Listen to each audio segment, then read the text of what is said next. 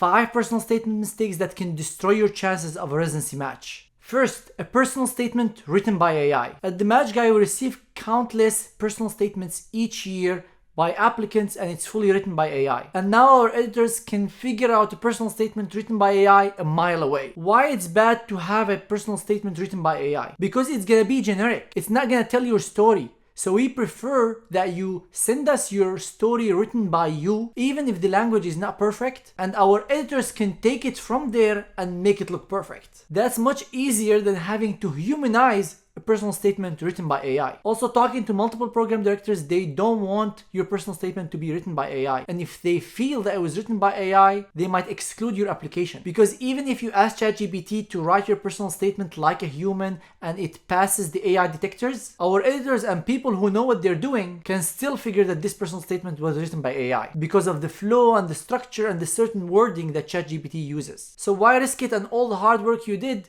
to destroy your chances because your personal statement was written by AI? And while preparing this video, I asked ChatGPT to give me a paragraph of a personal statement that I'm gonna read to you, and I'm gonna compare that to a paragraph in our personal statement examples that you can get fully free by signing up through the link in the description below, and I'm gonna have you judge which one do you like more. I have always been passionate about medicine. From a young age, I knew I wanted to become a doctor and help people. Throughout my education, I have worked hard to achieve academic excellence and gain the necessary skills and knowledge to succeed in the medical field. So that was the AI version. Let me show you our version. Medicine is not a job, it's a way of life. As the son of a cardiothoracic surgeon, my father's mantra constantly echoed in my mind. I was raised in an environment where sacrifice and duty were familiar concepts from a young age. While my father did his best to balance work and family life, there were countless occasions when he had to prioritize his patients and commitments over personal events. Seeing his dedication and the impact he had on the lives of his patients, residents, and staff left an indelible impression on me. Which one do you like more? The one that sounded generic and it looks nice, it's not wrong language, but it just does not tell a story, versus one that comes from your personal story. This is something you've seen, something you lived, and you've aspired to be. The hard work required to become a doctor did not turn you away seeing your father go through this. It's not just telling a story about your father. It's telling that story that even though his hard work took him from some personal life stuff and his family, you still wanted to do this because of your love and passion to medicine. The second big mistake that you can make on your personal statement, and we see this also pretty commonly, is too much drama. Many people have this impression that their personal statement should be like a Hollywood story. Bombing and screaming and so much happening. I even had an applicant start their personal statement with boom boom, exclamation mark, exclamation mark. Here is an example of a dramatic personal statement. The thunder roared outside as I held the patient's hand, her life hanging by a thread. In that moment, time stood still, and I realized my destiny was to become a healer. The smell of antiseptic, the flickering fluorescent lights, the urgency in the air, all of it crystallized my purpose. I was not just witnessing medicine, I was becoming medicine. You can see all that drama in that paragraph. Many students find that amazing and they like to include these things in their personal statement. But we at the Match Guy don't recommend that. It's nice to have a story, it's nice to have something interesting or a hook, but it doesn't have to be so dramatic. Here is a better example of an interesting personal statement with an interesting hook without too much drama. And this is also from our personal statement examples that you can download by clicking on the link in the card above. Females can never be surgeons. These were the words that resonated in my ears every time I expressed my interest in surgery. My medical school tutors, family, friends, all dissuaded me from pursuing this course. In a patriarchal society like the one I grew up in, women were expected to adhere to restrictive cultural norms. Thankfully, I persevered. You see the difference and you can tell which one is better. The third mistake, which could be the most common one we see, is too generic of statements. And I always tell people when we review their personal statement, if this paragraph can apply to literally every applicant, then this is not personal. This is too generic. And we see that commonly in the paragraph expressing the interest about the specialty. They write some generic things about the specialty as if they're preaching the people who are experts in that specialty what the specialty is about. Internal medicine is amazing, it's inpatient and outpatient work, I have long-lasting relationship with patients, as if these people reading your personal statement don't already know these things about the specialty. And again, these things apply to literally every single person. I'll show you the difference between a generic paragraph expressing interest in the specialty and one from our examples taking it to the next level and making it personal. I'm drawn to internal medicine because of the wide range of conditions it encompasses and the opportunity to build long-term relationship with patients. I enjoy solving complex medical problems and using critical thinking to arrive at a diagnosis. Internal medicine allows for continuous learning and provides a strong foundation in clinical medicine. I appreciate the holistic approach to patient care and the chance to make a meaningful difference in people's lives. Again, to many who don't know the nuances of what program directors are looking for, this looks good. It's nice English, it's flowing well, but it's too generic. Listen to this much better version. During my third year internal medicine rotation, one of my first patients was a 65-year-old female who was diagnosed with pancreatic cancer and began crying as my attending delivered her prognosis. I talked to her every day, trying to make her feel better. While nothing could completely change her affect, she seemed to appreciate my company. As I reflected on her case, I realized how much I enjoyed getting to know my patients, connecting with them personally, in addition to understanding the complex pathology that plagued them. Several similar experiences on my internal medicine rotation drew me to this specialty, which offers a holistic approach and appeals to my innate desire to understand how things work. Internal medicine requires one to understand the interactions between the different systems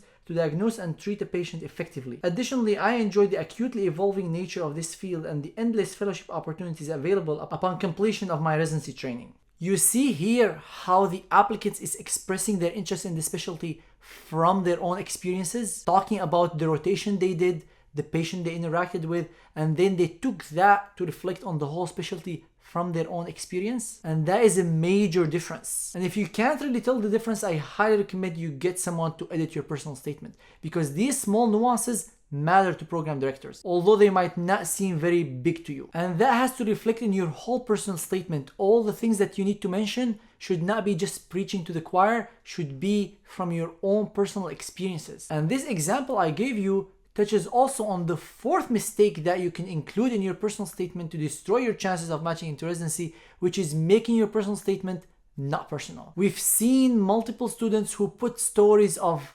doctors, of grandparents, of fathers, of patients in their personal statement, and there is almost nothing about them in the personal statement. The personal statement becomes other people's personal statement, not their personal statement. And that doesn't mean you can't include a reference of a patient or a reference to a family member who inspired you to go into medicine or the specialty you're going into, but the level is different. Listen again to the example I gave you in the third mistake and see, although we mentioned a story of a patient, the part talking about the patient was literally a line to a line and a half. And it was just a reflection to have you talk more about your interest in the specialty and how you got there. A bad example of that would be, during my internal medicine rotation, I encountered a 65-year-old male with a history of hypertension and type 2 diabetes, who presented with shortness of breath and lower extremity edema. Workup revealed elevated BNP and reduced ejection fraction, consistent with the diagnosis of decompensated heart failure. I suggested to the team that the patient should be managed with diuretics, and the team agreed. They thanked me for my recommendation, and during the course of this rotation, I continued to follow up on this patient, adjust their medication, and monitor their response. This patient's story ignited my interest in internal medicine and pushed me more to pursue this specialty.